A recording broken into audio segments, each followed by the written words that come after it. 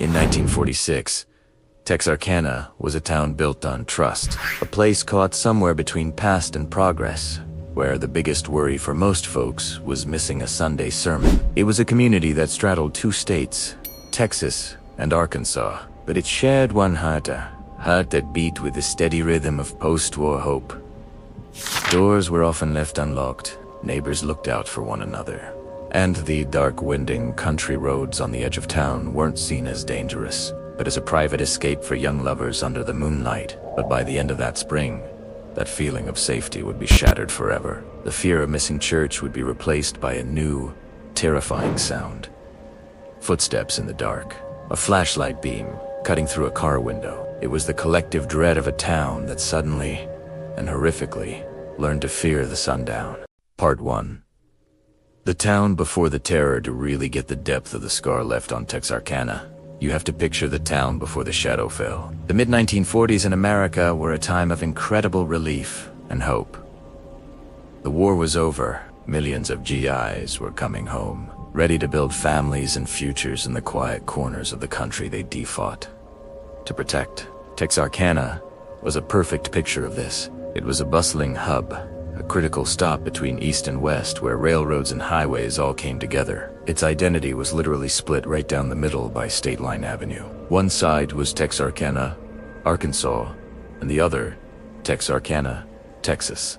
But even with two mayors and two city governments, it really worked as one single community, sharing a post office, a federal building, and a newspaper. The local economy was strong, mostly thanks to the Lone Star Army ammunition plant and the Red River Army Depot, which had pumped out supplies for the war and now provided steady jobs. For the young people of Texarkana, life was a comfortable routine of school, work, and social events. On Friday and Saturday nights, the town came alive. Teenagers and college kids would go dancing, hit up parties, and finish their nights at all-night diners. And for couples looking for a little privacy, the unlit, tree-lined roads on the edge of town were the place to go. These lovers' lanes were an unspoken tradition, a place where the darkness was a trusted friend, not an enemy. Roads named Rich Road, North Park Road, Spring Lake Parkathies were places known for courtship and innocence. This was a town where everyone knew everyone, often for generations. The idea that some kind of monster could be lurking among them wasn't just unlikely.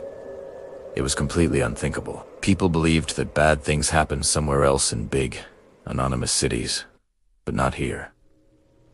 Here, they were safe. But in the last days of February 1946, a different kind of darkness started to stir. It had a shape, a purpose, and a chilling intelligence. The trust that had taken generations to build was about to be destroyed in just 10 weeks. The story of Texarkana isn't just about a series of unsolved crimes. It is the story of a community's soul being wounded in a way that never fully healed.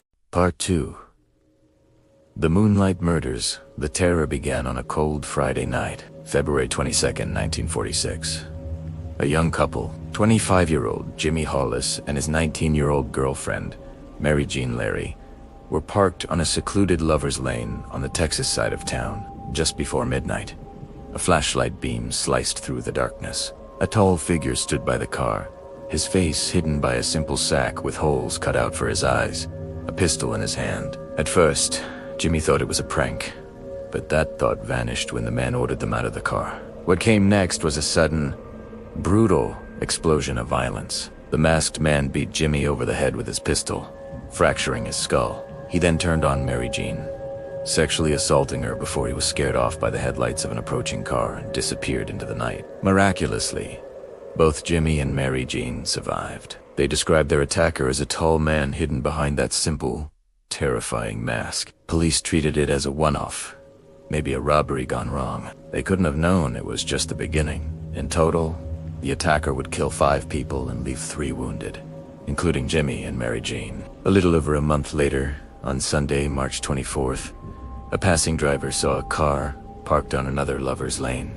Inside, police found the bodies of 29-year-old Richard Griffin and his 17-year-old girlfriend, Polly Ann Moore. Both had been shot in the back of the head with a .32 caliber pistol. Evidence suggested they were killed outside the car and then carefully placed back inside. Robbery wasn't the motive. Their valuables were untouched.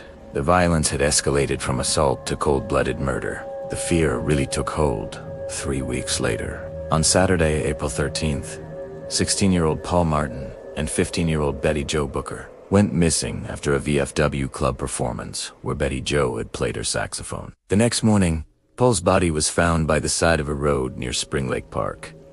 He'd been shot 4 times. Betty Jo's body was discovered 5 hours later, nearly 2 miles away. She had been shot twice. While sexual assault was suspected in the cases of Polly Ann Moore and Betty Jo Booker, it was never confirmed like it had been with Mary Larry. The weapon appeared to be a .32 caliber pistol again, and ballistics suggested it was the same gun used in the Griffin Moore murders. This third attack, another double homicide exactly 3 weeks after the last, sent a wave of panic through Texarkana. The pattern was undeniable. A predator was stalking young couples. Police now admitted they were hunting a sex maniac killer.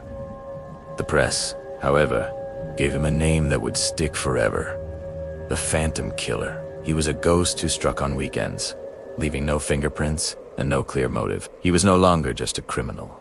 It was a real-life bogeyman.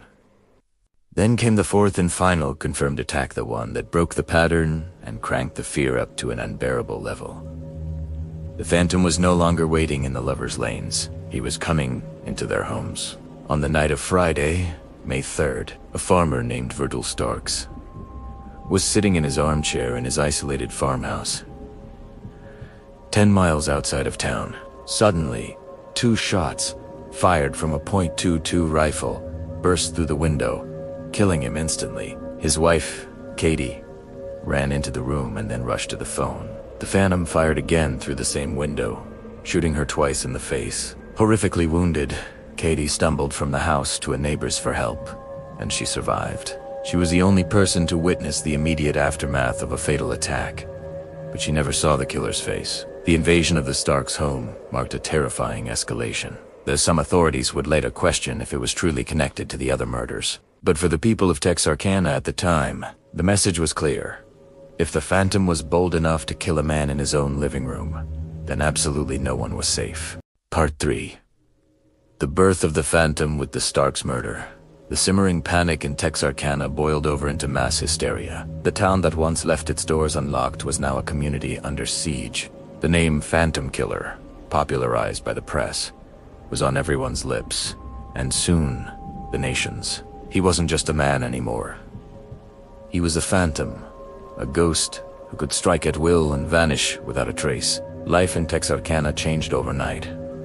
As dusk fell, the streets would empty. A self-imposed curfew had businesses closing early. Movie theaters canceled their late shows. The social lives of young people simply stopped. Dances were called off. Dates were out of the question. And parents flat out forbade their kids from leaving the house at night. The town's strong sense of community started to crack, replaced by suspicion. A stranger in town was an immediate suspect. The police were flooded with calls about prowlers, most of them just shadows in the dark. Sheriff Bill Presley begged the public to stay calm, but it was too late. The Phantom was everywhere and nowhere, so people decided to protect themselves. A frantic arms race began. Gun shops sold out of firearms, ammunition, and locks.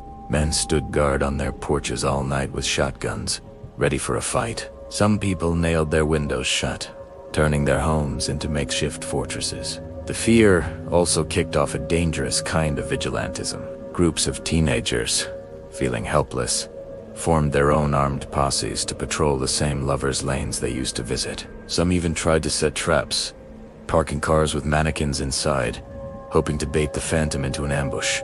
These desperate amateur sting operations showed just how much law and order felt like it had completely broken down. The investigation swelled into a massive effort, bringing in the FBI and the legendary Texas Rangers. Captain Manuel Lone Wolf Gonzalez, a larger-than-alive lawman, was chosen to lead the Ranger investigation.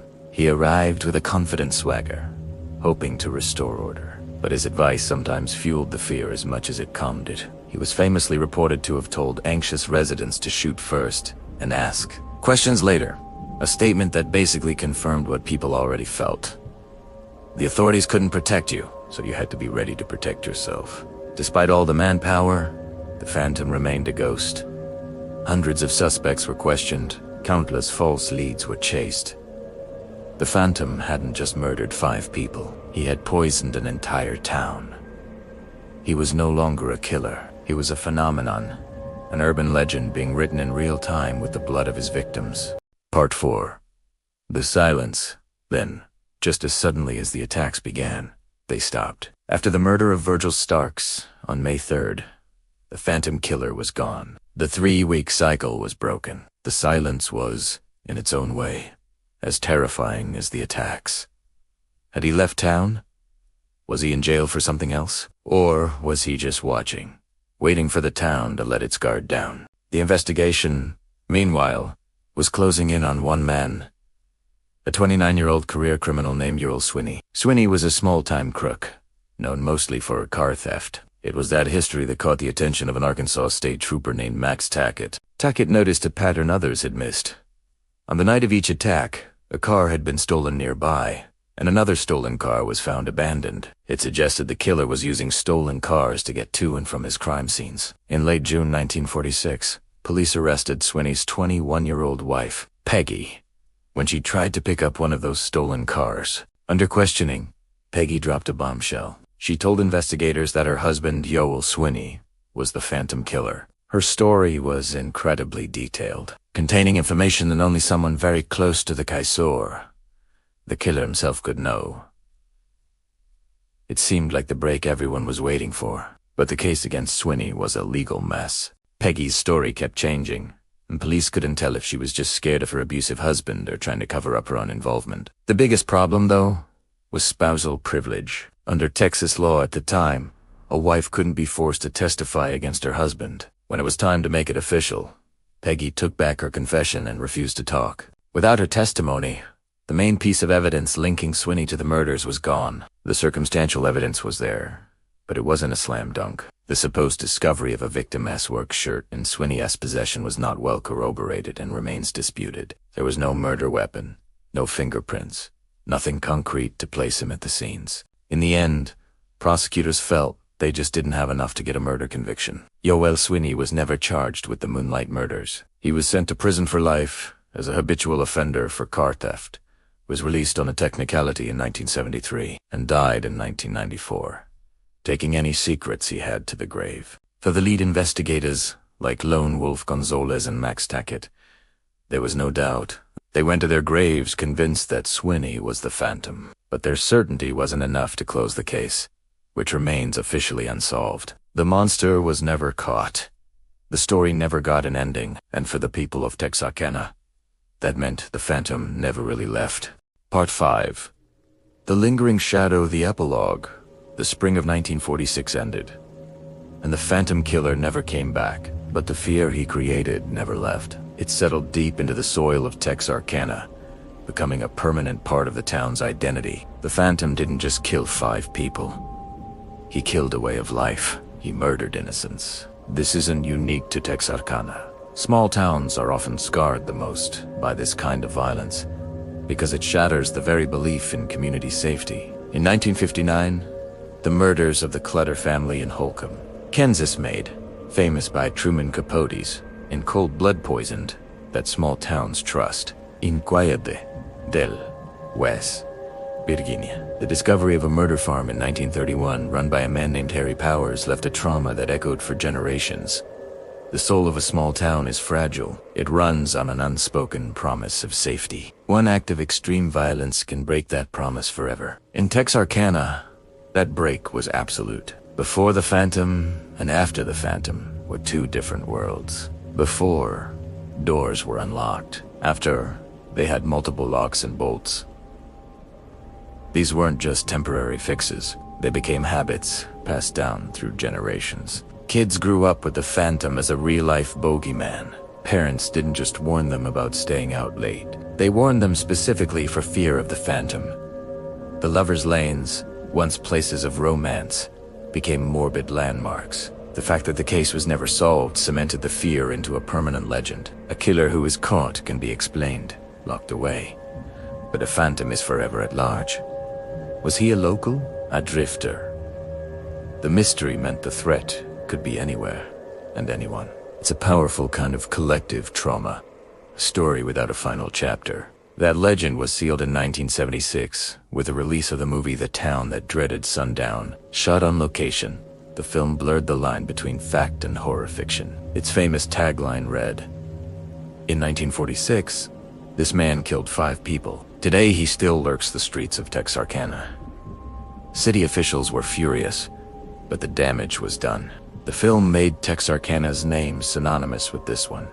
Horrific event. The movie is still often shown in town around Halloween, a tradition that's both a strange tribute and a constant reopening of an old wound. The Phantom Killer case marked the end of an era for Texarkana and for small-town America. The post-war dream of a safe, quiet life was smashed by a terrifying new reality. The modern serial killer, the Phantom's legacy isn't just in the cold case files. It's in the town's collective memory. It's in the stories passed down through families. It is a lingering shadow, a chilling reminder that even in the quietest of towns, evil can leave a scar that time can never fully heal. The Phantom Killer held Texarkana in a grip of terror for 10 weeks, but his true impact has lasted for over 75 years. He turned open doors into bolted fortresses and moonlit nights into a source of dread. Because he was never unmasked, he became more than a man. He became a symbol of the darkness that can hide just beneath the surface of peaceful, small-town America, leaving behind a scar on the very idea of safety itself. The Texarkana Moonlight Murders remain one of America's most haunting unsolved mysteries, but that kind of fear isn't unique. Many small towns have their own lingering shadows, their own local legends born from a single event that changed everything. What do you think really happened in Texarkana? And does your hometown have a similar story? Share the local legends and unsolved mysteries from your area in the comments below.